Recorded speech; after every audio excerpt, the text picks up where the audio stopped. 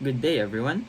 My name is Kenji Silagunde from BSN 111M, and for today's video, I'm going to do an assessment of the cardiovascular system return demonstration. The cardiovascular system delivers oxygen, nutrients, hormones, and other important substances to the cell organs of the body. It is important because it helps body meet the demands activity, exercise, and stress. So, prior to the conduct of the procedure, first thing to do is to check the client's medical records.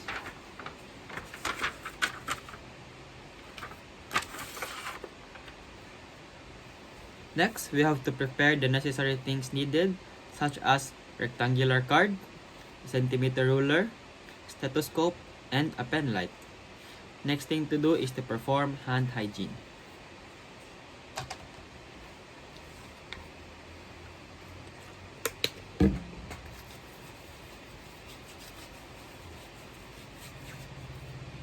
Sir, good morning. My name is Kenji Silagunde, your student nurse for today. May I know your name, sir? Ay, wristband. Bullshit. Good morning, sir. My name is Kenji Silagunde, your student nurse for today. May I check your wristband, sir? Okay. Can you state your name and your birthday? I'm Bernarjan Dumdum. And my birth date is February 23, 2003. Okay, thank you. For today, sir, I'll be assessing your cardiovascular system, which means that I'll have to check your pulse in your neck, in your arms, and your legs, and of course, to hear the sounds of your heart.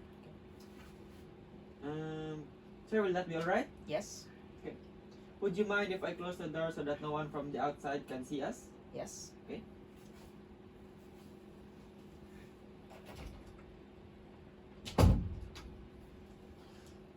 So, sir, are you comfortable of the room temperature? Yes. Okay. Let's begin with our short interview. Do you have any specific complaints, or are you having pain in your chest, sir? None so far.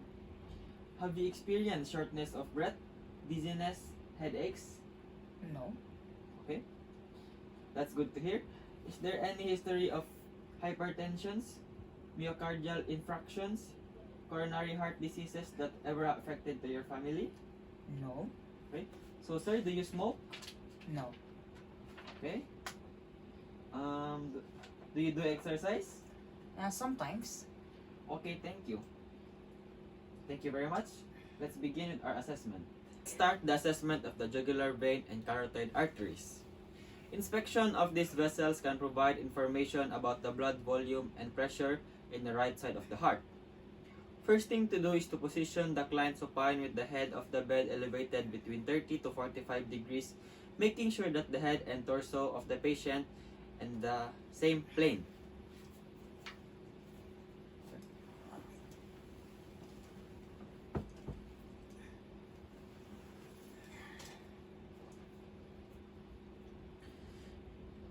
Next would be turn the patient's head slightly away from the side being examined.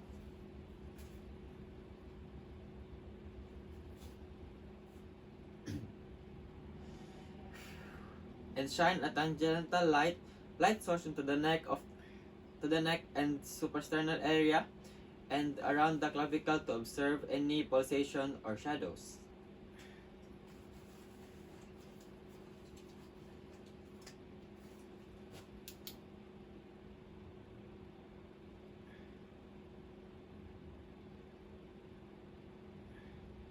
Other side, sir.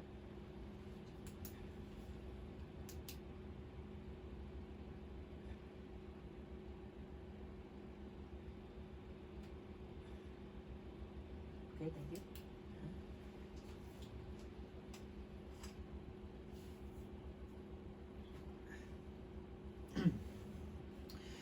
If jugular distension is noted, assess for the jugular venous pressure by locating the highest visible point of distension of the internal jugular vein. Check pa rin mo. Check pa.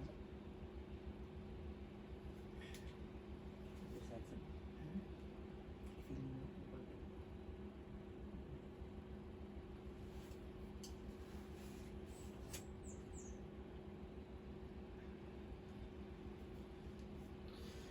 as deemed necessary. Raise or lower the bed until the highest visible point of distension could be observed. Note that the jugular vein should not be distanced, bulging, or protruding at 45 degrees or greater. If so, it may indicate the right side heart failure. Iso na. Ikaw na. Iso ito sa next. Iso ito yung next. Check ko na.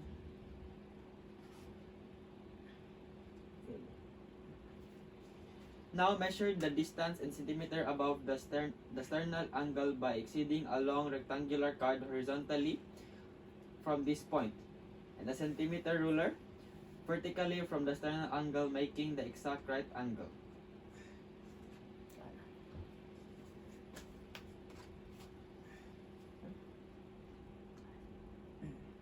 Sumunod. Other side, sir.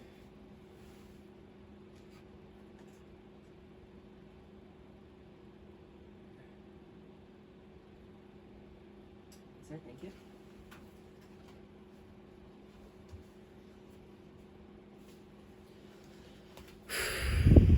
With the head of the bed elevated 30 degrees slightly, turn the patient's head toward the side of being examined. So, sir, then you raise your head. Okay?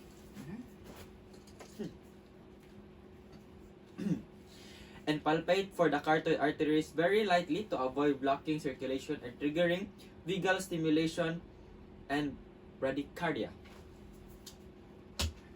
Sir, can you relax?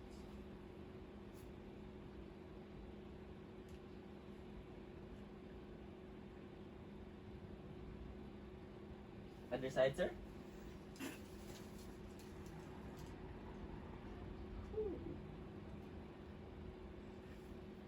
Okay? The next thing to do is to use the stethoscope and place the bell of the stethoscope over the carotid arteries and listen for a bruit.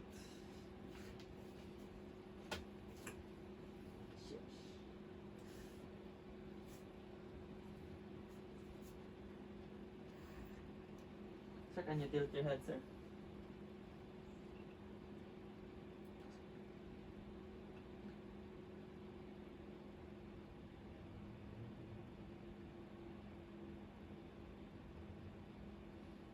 Other side.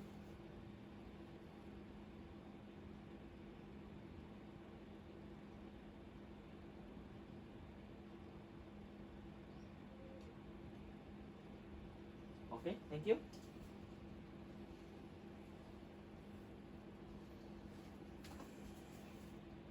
To begin with a general inspection to the chest wall. So I'm looking for any pulsation, symmetry of movement, retraction of hips.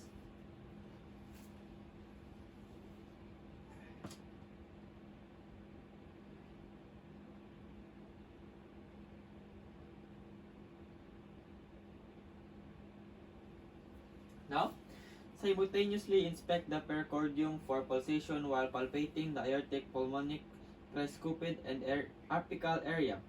First, palpate for the hips of or lifts using the palm or hold 3 pads fatally or obliquely against the chest.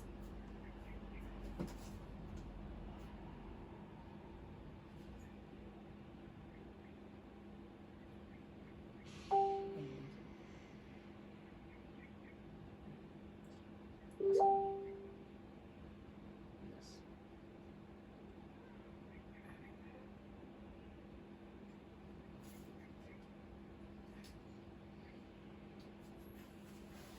Now, press the ball of hand firmly on the chest and feel the thrills.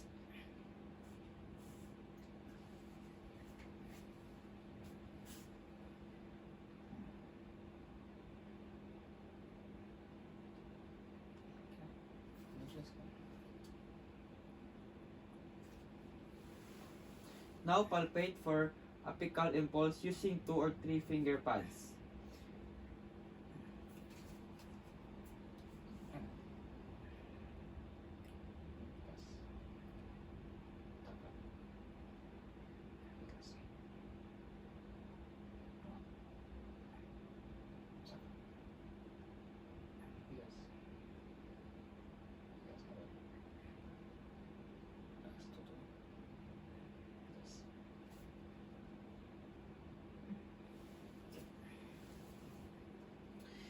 If unable to palpate the apical impulse with the patient supine, then reposition the client's and roll partly on his left lateral side and palpate again. So sir, can you roll on the left side?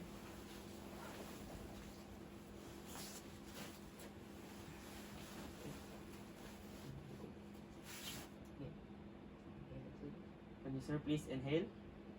Exhale. Hold your breath. Okay? Thank you. Can you please go back to the position, sir? And now, to inspect and palpate the epigastric area.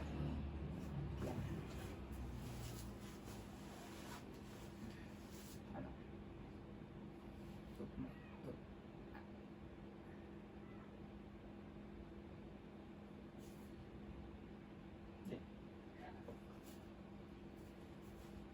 Auscultation. The next thing to do is to assess the heart rate and rhythm of the patient by placing the diaphragm of the stethoscope to the patient's apical area.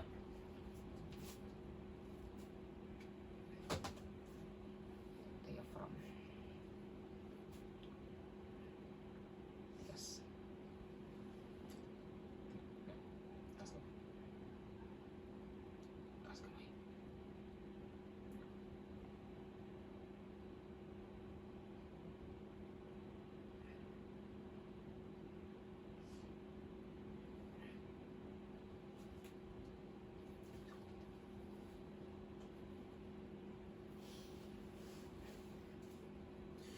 The diaphragm is used for hearing high-pitched sounds, while the bell is best used to detect or differentiate low-pitched sounds and gallops. Now, using the diagram of the stethoscope first and then the bell to listen to the patient's heart sound. Sundan.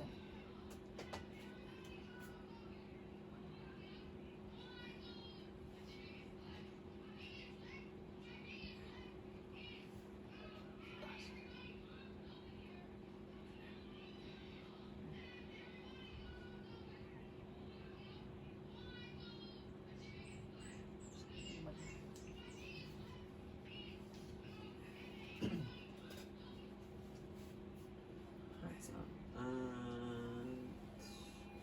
now I'm going to listen the aortic area which form the right sternal border of the second intercostal space. Tayo ba? Sundan. Know the space. Now moving to the pulmonic area which is found in the left sternal border, second intercostal space, and for the tricuspid area which is found at the left sternal border, fourth intercostal space, and for the apical area which is located in the fifth intercostal space, mid-clavicular.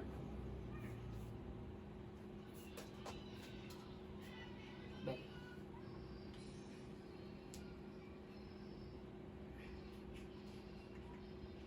Kamay.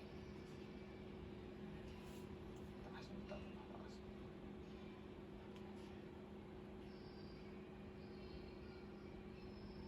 Yes.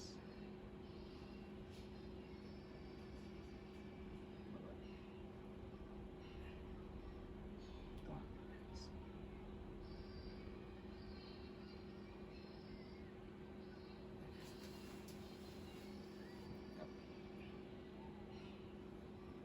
The patient facing his left lateral side and while the patient is sitting. Record na. So sir, can you please face to the left? Record na. Record na. Record na.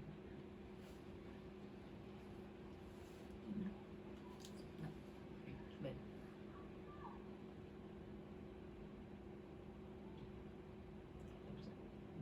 Baba. Hindi na taas.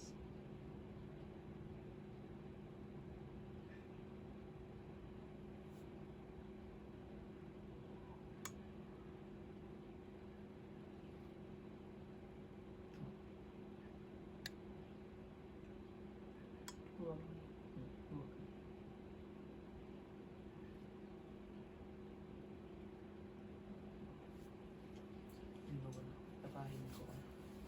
Sir, can you please stand? Sit, please.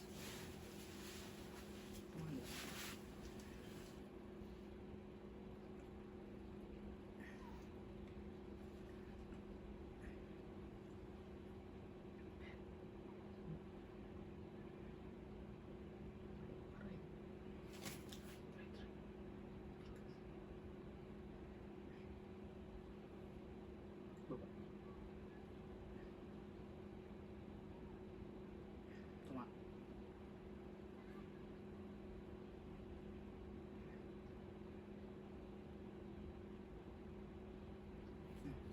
Okay, sir.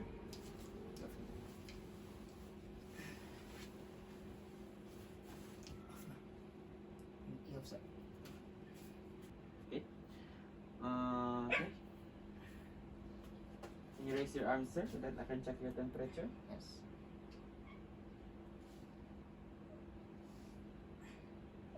The other arm.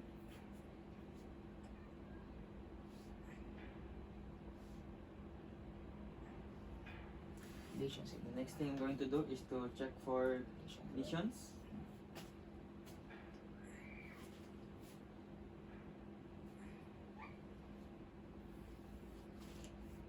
Other hand, sir.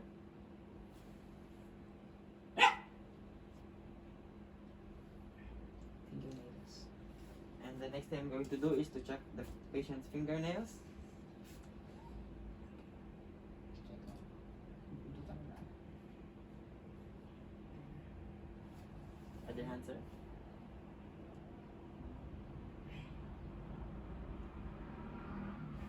And the next is to check the patient's arm for veins.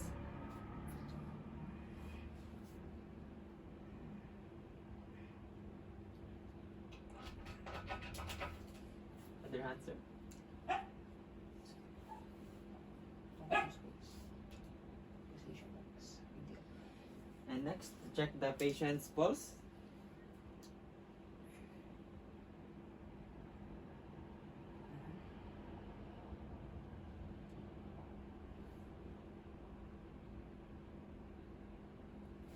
Other hand, sir.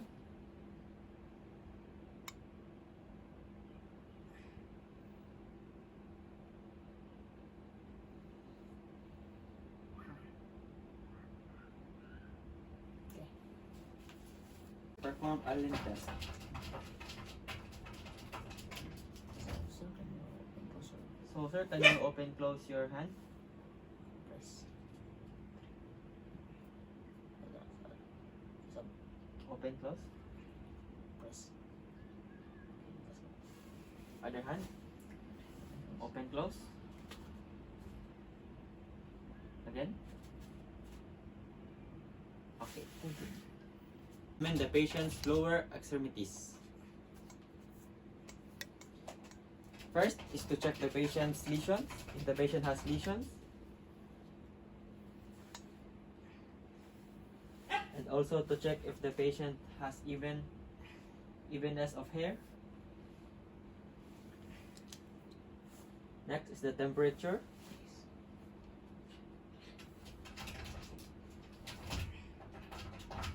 And next is to check the patient's pulse. Sir, can you please lift your feet?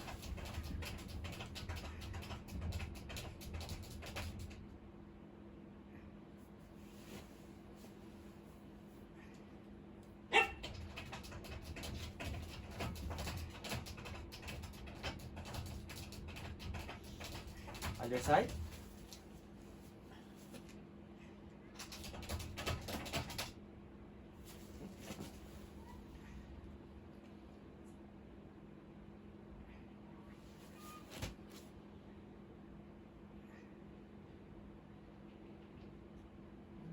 Next, to check the patient's capillaries.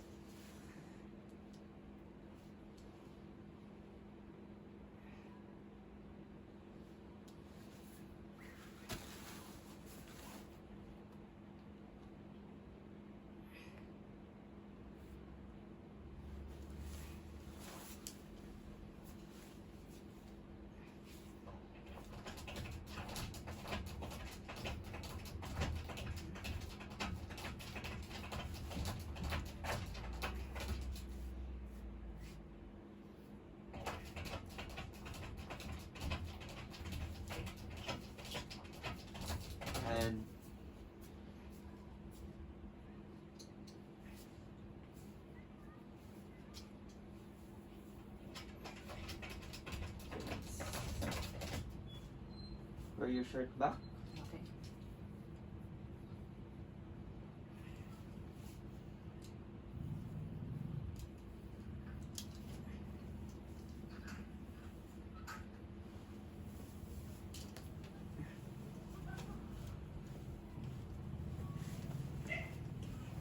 Assessment of your cardiovascular system. Just to sum up everything that we've covered upon auscultation of your neck, I've heard no swishing or blowing sound. Pulses are equally strong rated, so 2 plus, which means normal. No trills, notes. Your jugular venous pressure is at 6 centimeters of water with the bed elevated 30 degrees, which is good or normal. And upon assessment of your chest hole, of your heart or precordium, chest movement is symmetrical, no retractions, no heaves or trills, pulsation or vibrations are palpated in the areas of the apex, left sternal border or base, heart rate beats per minute with regular rhythm. So upon assessment of upper and lower extremities, arms and bilaterally symmetrical with minimum variation in size and shape. No edema, prominent venous patterning, skin is warm, capillary refill is good, your radial ulnar and brachial test per opening and closing your hand. The results is good. Upon examining your legs, the hair is evenly distributed. Do you have any concerns or clarification, sir? And so far. Okay, thank you. After that, perform hand washing and document the patient's result.